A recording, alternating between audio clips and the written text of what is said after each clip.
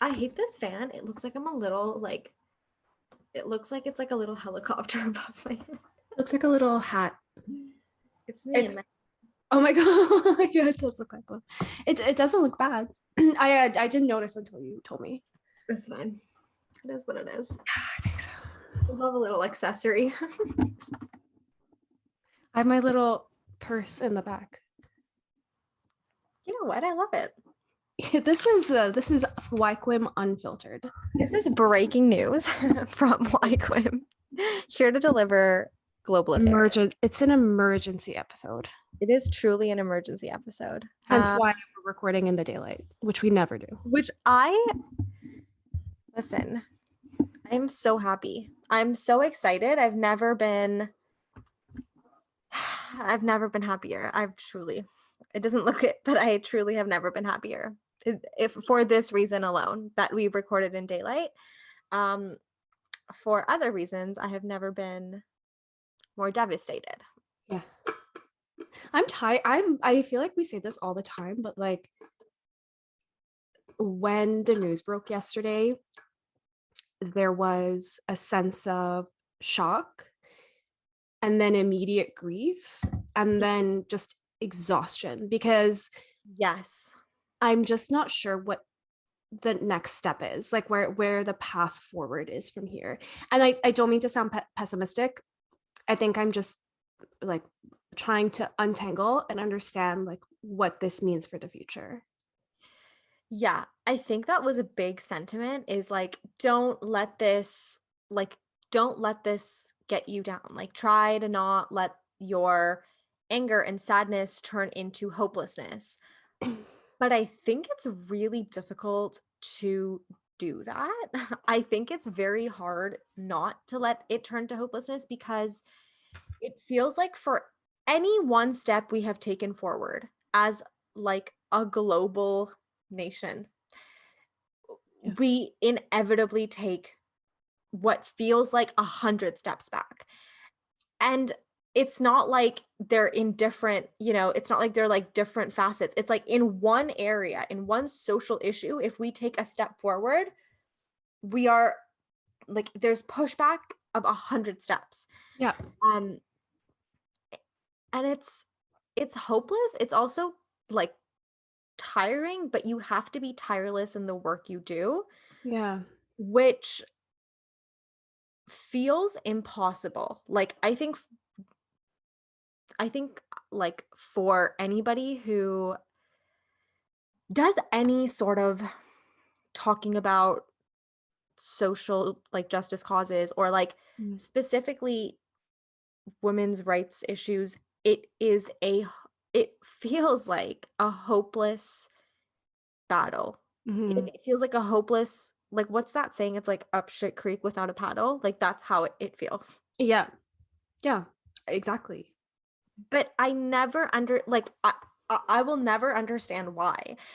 And it's the same thing when we talk about like other social justice issues too, like trans rights or LGBTQ rights um or racism or anything because I inherently find it difficult to believe that there are people in this world who actively and proactively continue to want to oppress and marginalize and take advantage of. Yeah. And I don't understand. I don't understand. Sorry, I've like literally been talking this whole time, but it's just I'm like I think I'm trying to like come to terms with it and like trying to like understand, and maybe understand isn't the right word, but like when the news came of when the news came yesterday of Roe v. Wade being overturned, I cannot truly, I do not know how to understand that there is somebody out there who thinks that that is in the best interest of women. But they're not working in the best interest of women. Exactly, exactly. But then that begs the question, like, why would you actively try to take away choice from women? Because I cannot fathom that a human being exists in the world that is so what is it? Insecure? Is it that like that's our fucking favorite. It is. That's our favorite go-to It's there. always insecurity. Actually, I just got Always really fired insecurity. up. It's It's always. always insecurity. But truly, like, what is it? What is it? Is it insecurity? Mhm. Is it power? It's all of them. But Yeah. I cannot understand that somebody puts those things above like just people. I think what's the most shocking, I mean, like the last, especially in the era of Trump, people have started to question and doubt the system and how it works, and rightfully so. And I think what's the most shocking about this is it's coming from the Supreme Court, which is supposed to be like gods on earth, okay, for like a literal lack of a better word. But they set the precedence for the law. And so when you say something like we're gonna, or when you do something like overturn a, a precedence that's been rooted for over 50 years, what does that say about the legitimacy of the legal system in the states? And what does that say going forward about how we're going to be treating laws that have been in place for years and years? Like, are we just going to delegitimize everything now? Are we going to, like, it feels like the structure is collapsing. And that's not to say that the structure ever was Yeah, that it like was ever it was stable. always a broken system, but it almost feels like it's all coming down. And then when you were saying like you're giving the analogy of like paddling upstream without a paddle, it felt to me like we were running a marathon and they just like got rid of the finish line. So we're just in a never ending race, not knowing when the race will end or where this light is. That literally is what it feels like. It feels like they're just always pushing it forward for people who have been fighting for this for so long. Yeah. And it's one thing that is a natural response, but people then want to disengage from like the political system. And Yes. I can totally understand and empathize with that, but like we're kind of at a point where we don't have Yeah. an option. Like that's again, like we've talked about this on this podcast, to disengage from political discussion or like conversation or action is a privilege. And Of course. so we need to be bolstering people in office or encouraging people to run. Yeah, yeah, I mean, like, so many things that you said, like, I feel like you know, the idea of, like, the system is broken. It's broken because it is so strong for a specific amount of people. It's Yes. broken because it is it's specifically built to support and to keep a specific subset of people in power. Yeah. And it's really difficult because when people think about the law, they Mhm. think about it as this like objective purveyor of truth. Yes. And I think it's something that has been always been known, which is why studies like critical race theory exist. But it is abundantly evident, if it was not before to you, it is now, that it is not. And it's very much a it's used like it's supposed to be objective, but really what it is subjective, right? Because it really is up to, at the end of the day, the people that are interpreting it and how they interpret it and how they use it.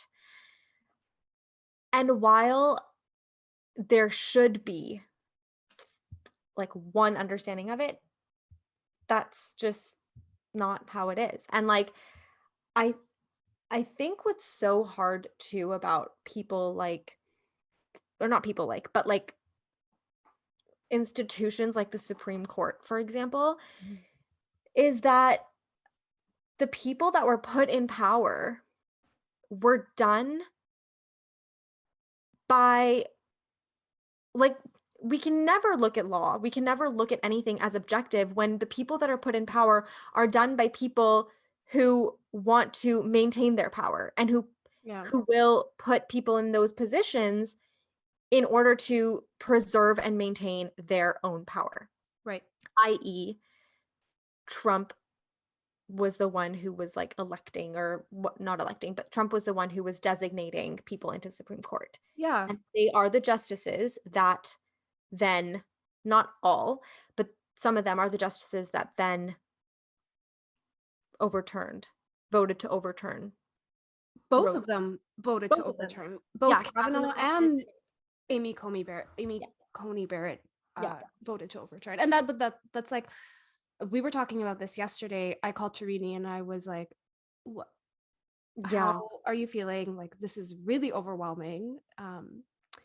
And when we were talking, I was saying that it's it's so crazy to me how much damage one person in a position of power can do. Like, we've talked a lot about Trump both on the podcast and off, and obviously, like, you can anticipate the danger that he would have on, like, on a global scale, Yeah.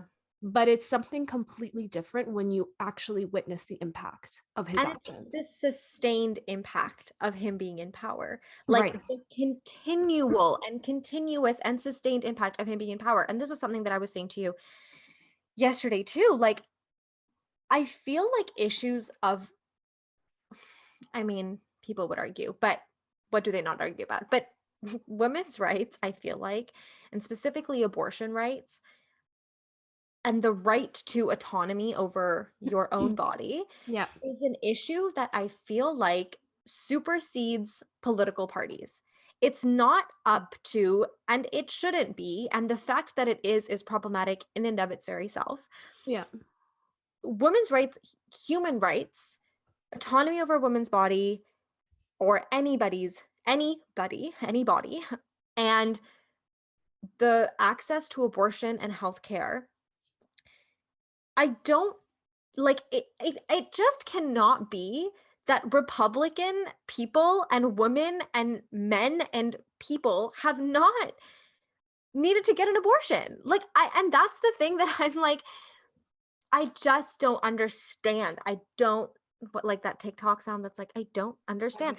Like, I don't. I truly I do not, because it's not about like, it's literally not about like a, it is, but it's not about like a political issue. It's not like, how do you think we should spend the taxpayers' dollars? Which it is, because we'll get to that later, because of like the funding of social services, blah, blah, blah. But it like, I don't understand how at a core this is a political issue. It is, and personal is political, as I think it was Audre Lorde that said. But I'm just, or bell hooks. But I'm just saying. Do you know what I mean? I do. I do. I do understand. Like, it's certain things should not be political. Like, healthcare should not be political. Safety should not be political. Like, don't even, I it's know. it's ironic that at the same time that the Roe v. Wade was overturned, that the Supreme Court also voted on the right for people to carry a Yeah. gun. It just, like, it doesn't, the math, like, once more, it's The math ain't ain't mathing. mathing. It doesn't make any sense. But you know this, I know this. It's not about, it actually has nothing to Yes. do with women rights, has nothing to do with, people who can physically birth a child. It has nothing to do with their rights. It has everything to do with money and everything to do with maintaining the status quo, which is the Power. power of white men. It has, when you get rid of abortion, you are forcing people to work day to day to take care of their families. You are basically enslaving them to a paycheck. You are not providing adequate jobs or health care, which keeps them imprisoned in the Or system that you've created. support. Like, let's not even think about the Any fact type of that there is support. a formula shortage at the same time Yes. that Roe v. Wade was overturned. Yeah.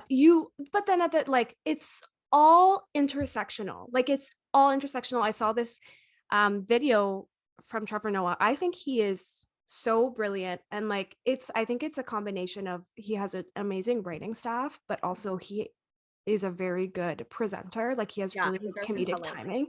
Yeah, like he's super charismatic and witty. So the lot like his message, he can really deliver what the writers will write for him. But he was talking about, he's like, it's interesting. Like these conservatives are pro-life until Yes, the exactly. kids grow up and it has to do with climate change. They're pro-life until it comes to gun safety in their schools. They're pro-life until it has to do with child poverty, which by the way is now going Yes, to increase. absolutely. And you're pro-life until it has to do with providing um, an adequate minimum wage so that people can actually support their kids. You're pro-life until you have to That's provide right. childcare. You're pro-life until you have to provide adequate housing. You're That's pro-life right. until you have to provide adequate eating, food. And it like g- saying it out loud, like it's so like it sounds so stupid, literally partially because I said fooding, but also because it just sounds stupid to like have to break it down to that level. But that's what it is, because they like pump it up with all of this nonsense, and like they throw in religion into it, Yes. but it has nothing to do with religion. It has nothing to do with like, Yeah, that's just a vessel to maintain power. absolutely. And I think like when we talk about pro life, it's like pro whose life? Because marginalized communities are going to continue Absolutely. to be further hurt and disenfranchised Yes. when this came to be, like when Roe v. Wade Yeah. was overturned. And so pro whose life? Literally, the America, the land of the free for whomst. Yeah, for For whom? whomst. For whom? Please, we're Because still waiting to know. I'd love For to who? We would know. love to know. And I think too, like it's just like it's funny because I'm not gonna remember his name right now, but Justice, whatever his name was, who actually cherry picked. You said it best, like he cherry picked Oh my. It's, he uh, Clarence Thomas. Clarence Thomas, and he like picked the specific Yeah. like issues that he wanted to address. And I it's he's a black man, and I find it very like difficult when racial we've like talked about this offline and in different settings, but I find it very difficult when it's like racialized men or women or people who are particularly conservative. Mhm. And I think it's like we've talked about this. It's many different things of like internalized racism, whatever. But Yeah. I I'm always like, who do you think? How do you think you got to this position of power? Because black people were slaves. We're enslaved in Yeah. North America. And black people didn't have the right to vote. Black women didn't have the right to vote until very recently. Mhm. In when we take a look at history, that for a black man to then turn around and and overturn Roe v. Wade, and all of like the other things that are coming, like same-sex marriage, like contraception, Biracial biracial, yeah, marriage, which is, by the way, what he cherry picked out. which yes, exactly. Because biracial marriage and everything that you just listed is now at risk. So Yes, now that Roe v. Wade has been has been overturned.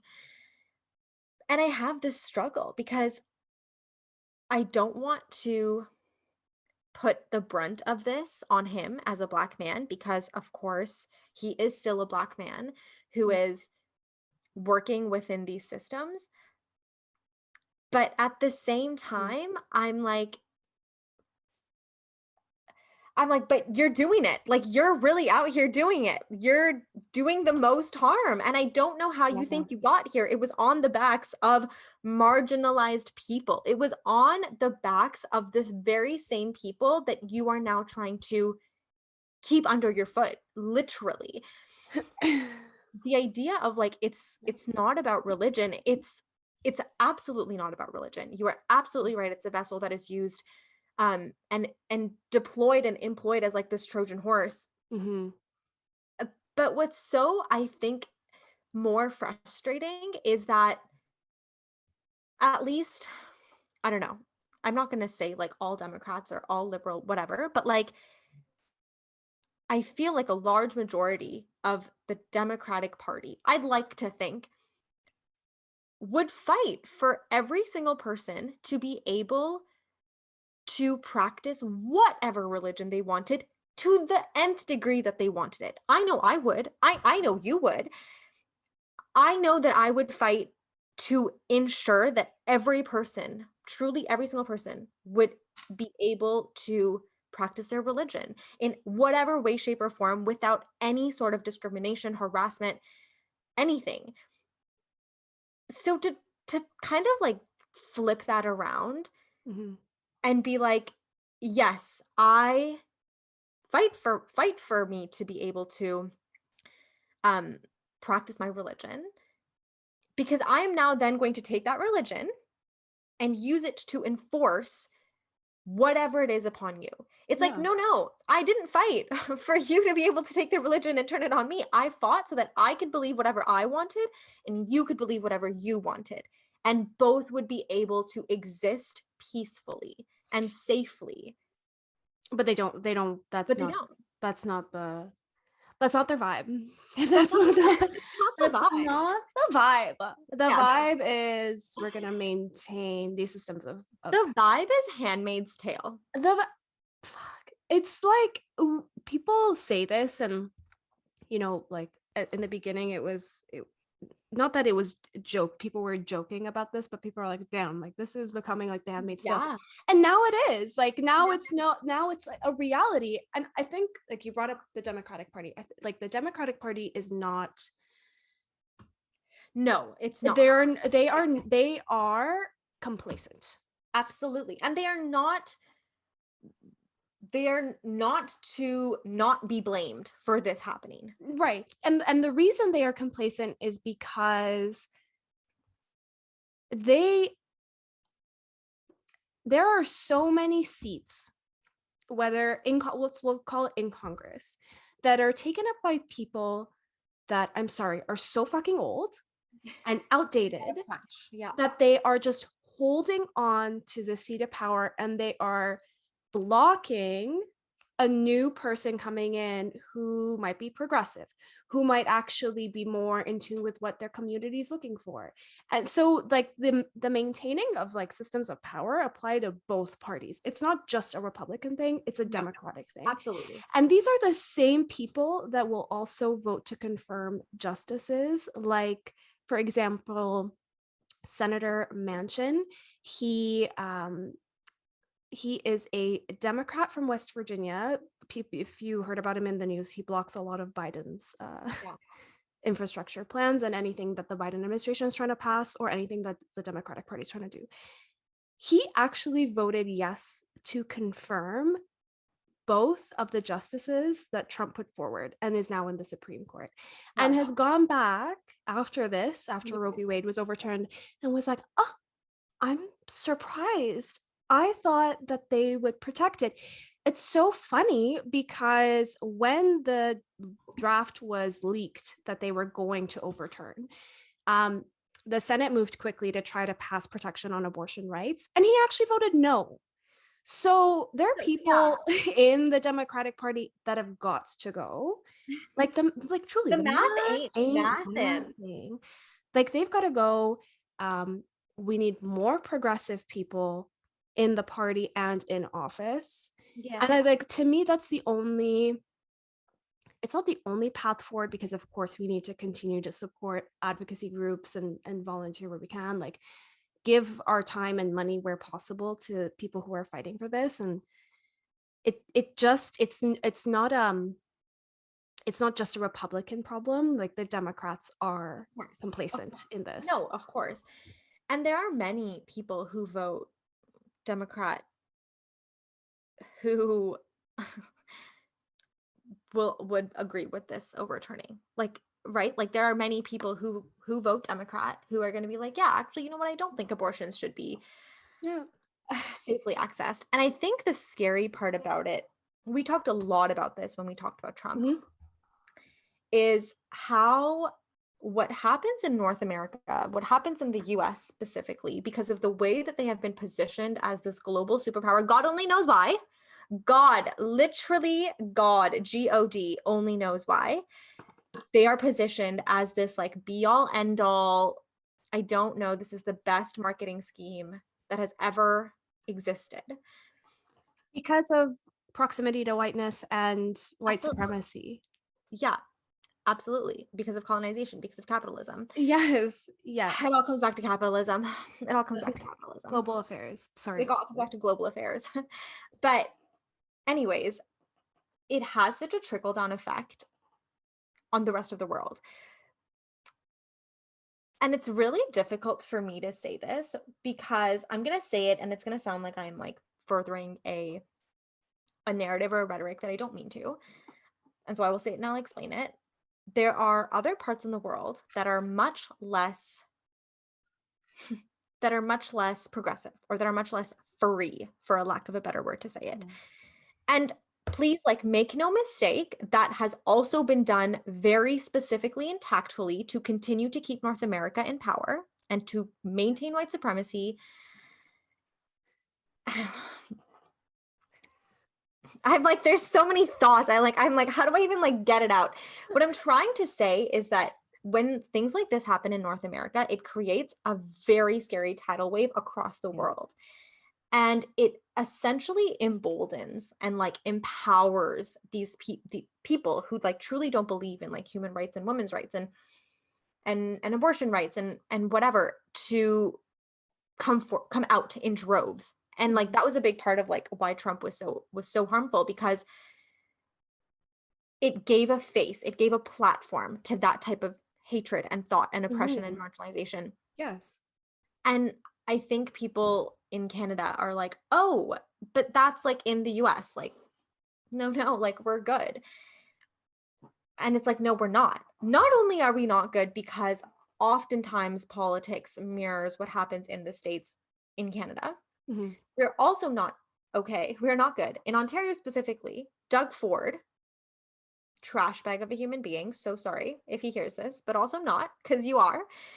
And like when people say, you know, we've talked about this before, that they are fiscally conservative and like socially liberal, I'm like, bitch, that doesn't fucking make any fucking sense. The math ain't mathin'. Truly, the math is not mathing, because you cannot be.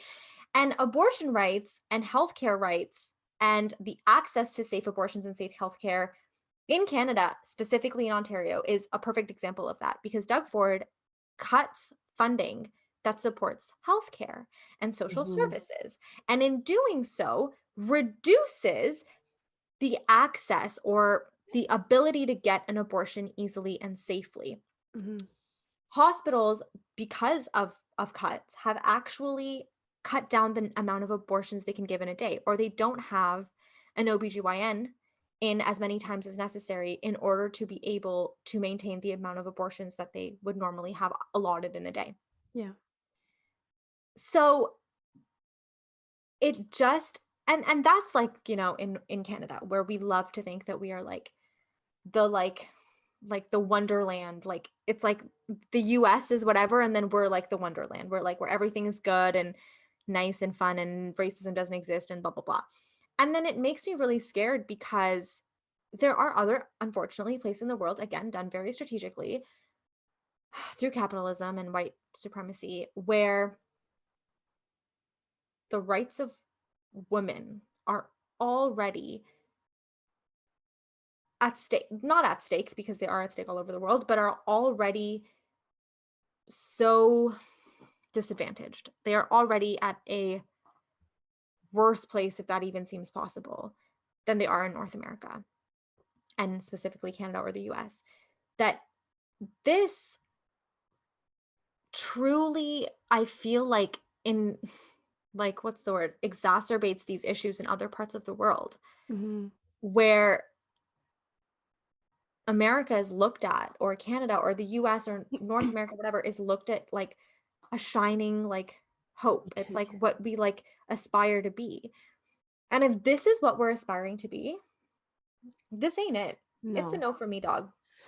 it's it's really important, like when I first heard the news and I went through like all these stages of grief and shock, but also at the same time I wasn't fully surprised. I also felt selfishly grateful that I was here, in the sense Yeah. that like my rights are not in any imminent danger. But that doesn't mean that they are not in Yeah. danger. Like abortion, access to abortion care in Canada is, first of all, under constant threat because, like you said, there are MPs who are anti-choice. Yeah. And these MPs aren't just in the Conservative Party, they're No. not in the extreme right-wing party. There are MPs in the Liberal Party Yeah. who are actually anti-choice. And Yeah. so it's really important that we keep that in mind because, to your point, when the states sneezes, we freaking feel like our ground shakes. If they blink, it goes dark here. Like we just know everything that happens there eventually makes its way over here. And it's also important to note that abortion care in Canada is not equally accessible to everyone. Like everything you were saying, like that's not even including a marginal lens. Like Exactly. when we talk about Indigenous communities, they Yeah. have no access. They have like next to nothing access to abortion care. And if you need an abortion and you're in Canada, like it's uh I don't know how long the wait is, but probably too long to help you or support you. So it's not like we can just sit and put our feet up and relax. Like it's just as threatening and important of an issue here. Yes, absolutely. And all of those issues of like, needing to take time off from work, like, Yeah. having sick days. This was like a really big thing during not that we're out of the pandemic, but at the Yeah. beginning of the pandemic because sick days were cut. And Yeah. that means that now, if it is like disenfranchised, people from marginalized communities that need to get an abortion, they now have to take a sick day, which they likely don't even have. Yeah. They now have to miss pay Yeah. in whatever percent inflation we're even at right now. Okay. And then we're feeling it. We tried to buy the weekend tickets and those prices were inflated anyways. And We are so going into a recession, and this girl is going to charge us $350 I was for like, Section 525L, which at first I thought was the roof. you're like, So in my house. You're like, even even from I take prices at face value. You know me, like I don't question, and I should. And I was like, no, that feels off. yeah. Yeah. So inflation is at an all-time high for Hitting literally everything. And so people are going to have to take time off from work. They're going to have to miss pay because Doug Ford cut sick days, Yeah. mandatory sick days. They're going to have to pay to take a bus, an Uber, a taxi, some sort of public transit, or they're going to have to drive their car, and gas is freaking expensive. Yeah.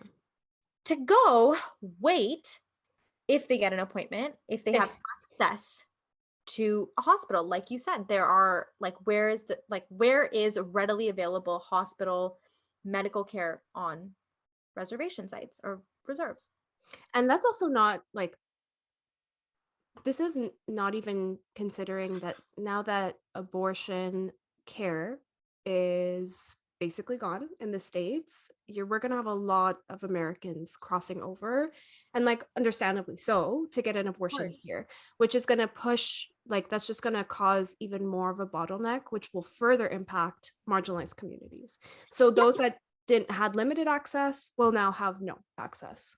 And let's also remember that our Dougie Ford is trying to privatize healthcare. I literally Yeah. not freaking Oh, yes. people who are in Canada and Canadians and who benefit from freaking healthcare are like, I think healthcare should be privatized. I'm like, are you dumb? Don't answer the question because you already did. Why? Why on God's good earth would we want that? Because this is like Yeah. we can dive into it, further. Yeah. the argument is that the current system is not working because their like wait times are really long. It takes Yeah. a long time to see a doctor or a specialist, and the care that you receive is not to like the standard quality that you would expect, which, like, you know what, like, fair. If I Yeah. wanted to see speaking of like Yeah. reproductive rights, if I wanted to see a gynecologist, it's a 6-month wait. Yeah. So it's a bit crazy, but at the same time, that's because we are not pooling enough money into healthcare. We are defunding Exactly. healthcare. We are reducing like workers' pay. So people are extremely understaffed, which And means that people are leaving. people are leaving. And there was such poor handling, such awful Yes. bad handling of the pandemic that people literally left in droves. Do you know People that didn't want to be in the healthcare industry anymore. Yes, keep going. there's a doctor shortage right now in Yeah, Canada, and like, I can wouldn't you be freaking surprised if imagine? there but like acceptance rates in university are still at the rate that they were in pre-shortage. Which So we're it's all capitalism. I would just like to confirm, in case we hadn't already, capitalism is the devil at play. Okay, thank you for coming to my TED Talk. so it's like it's just, I think that's also what's adding to this exhaustion. It's like the solution is crystal clear. Soul. She's crystal clear. Crystal. So, but I have to sit back, and I think I remember saying this to you yesterday when we were talking about like needing to remove America from this global pedestal in which we all have to lead by example. I am not comfortable sitting here and putting all my trust into people that I've never met before across the border to make a decision and elect someone who is not only in the best interest of their country, but in the rest of the world. Yeah. Like, I am not comfortable. And to like, you just feel so powerless. Like, I remember when my sisters, Yeah. who are American citizens, were voting in the 2020 election. I've never been so on top of two people. Like, I just, in terms of like, please, I want to see this ballot. I will personally deliver it if I have to. I want to see it go. Like, it's you don't have any control, and it's very frustrating. And I wish there's like less I idolization of the states. Absolutely. Absolutely. And I think the idea of like the solution being so crystal clear is that people never like I hate that I'm gonna say this, understand the economics of it all. Look at us with our econ degree. But truly, people never understand the economics of it, or like why one sort of, not sort of, but like why all these different levers, like what it results in, or like how, like the problem that we are seeing is because they continue to vote these people in power. Yep. Never mind the fact that if this, we're talking specifically about abortion, abortion is not even, I mean, you can argue this is good and bad, is not even something that our politicians talk about. No. And it's good in that you can argue it's because it's not political, but knowing that it very well is in our landscape, although I just argued it shouldn't be, we all know that it is. Why isn't it talked about? Why isn't it further discussed? Why isn't there a reassurance of how it's going to be handled? I'm waiting, Dougie. TikTok. Yeah, but listen, Doug Ford. Doug Ford, it ain't it. People who read Doug Ford in for another 4 years, y'all are whack. Okay? Y'all are whack. Do not come near me with that shit. I'll pray for you. I mean, that's like that's a whole other episode. Yeah, because it's worth like breaking down and trying to understand why the Conservative Party won the re-election, and not just like how they won, but by how much. Yeah. Because that was quite terrifying. And it's ironic to me that one of their strategies was to take on this blue collar message Yes, and be in absolutely. support of unionization, which tells me that they know that supporting social programs and workers actually works. And they need to now start indoctrinating these people into their base. So it is deserving of, of an entire episode, but it is related to the state of global affairs today. Yes. No, absolutely. Um, it's just it's very, very bleak. Like I think yesterday, I think I not that it makes it any easier, but I think to some extent everyone knew what was coming. Mhm. It does not make it easier. It doesn't make it easier to handle. It doesn't make it easier to No. go through. It doesn't make it easier to accept. And it's like your worst fear realized.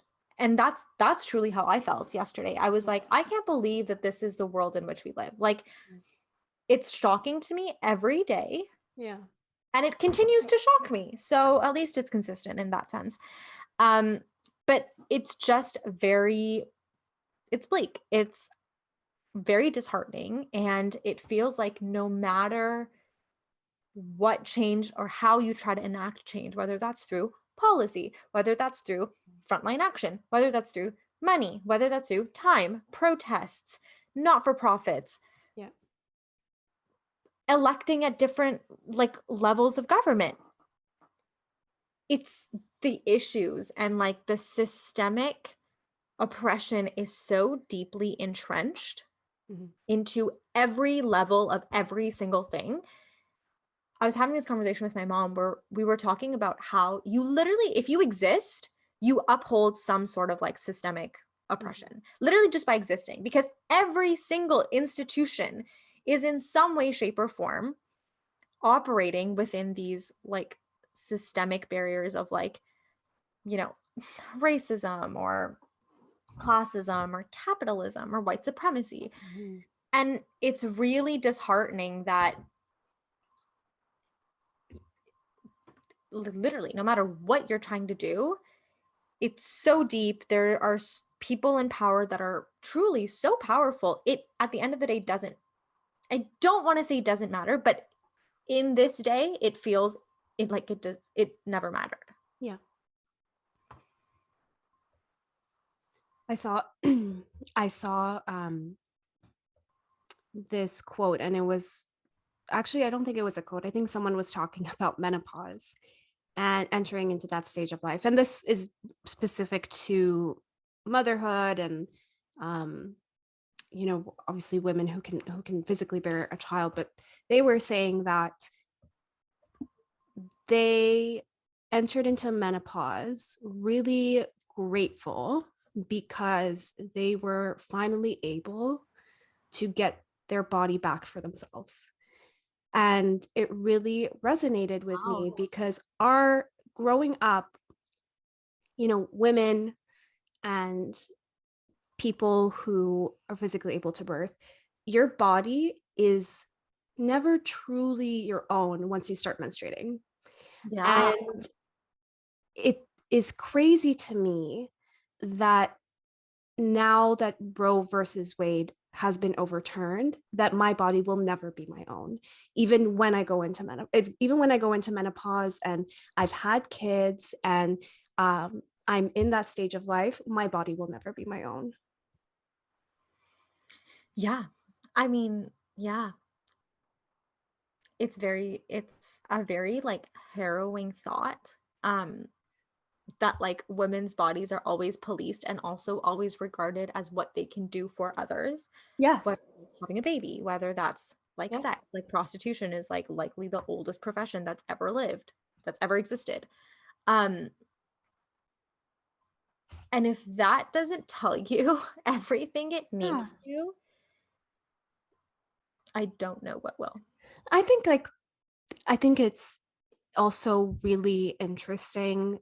Like there's so much that we can say about this, and we didn't really explore like the topic of sex, but Yeah. it's interesting that when we do look at sex and we talk about sexual pleasure, that there's less emphasis on men to have and some form of contraception than it is for women. Absolutely. For men, it's framed as like impacting their pleasure, but for women, it's framed as them being responsible, and it's framed as you know, like that's the safeguard. If the woman is on contraception, then that's the safeguard. And nobody talks about the impact of hormones on your body.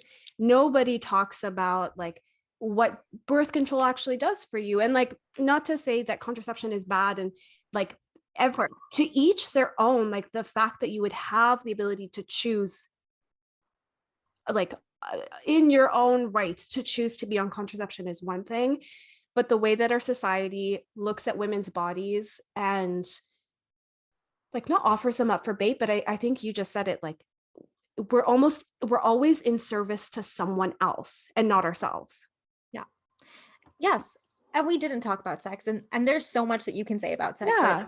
say that like sex is often centered around the pleasure of men. Men. You can talk about Yeah. how the narrative of like a male having like a condom is, of course, that it's going to hinder his pleasure, but Yeah. that he doesn't want to get trapped into having a baby. Yeah. Their life will be ruined. Um, but no abortions, though. We don't want that. And it's just like that. I feel like is an episode. There's so many things that I feel like we can talk about and that we can say and that we can explore, because what's the word I'm looking for? The controlling and like the way that women's bodies are viewed is so is like pervasive in everything. And actually our original episode was about this too, but in a different way. Yeah. It'll come out the following week. But the control over women's bodies is, I mean, all I can say is that people must know how powerful women's bodies truly are if they feel the need to control it with as much fervor and strength as they do.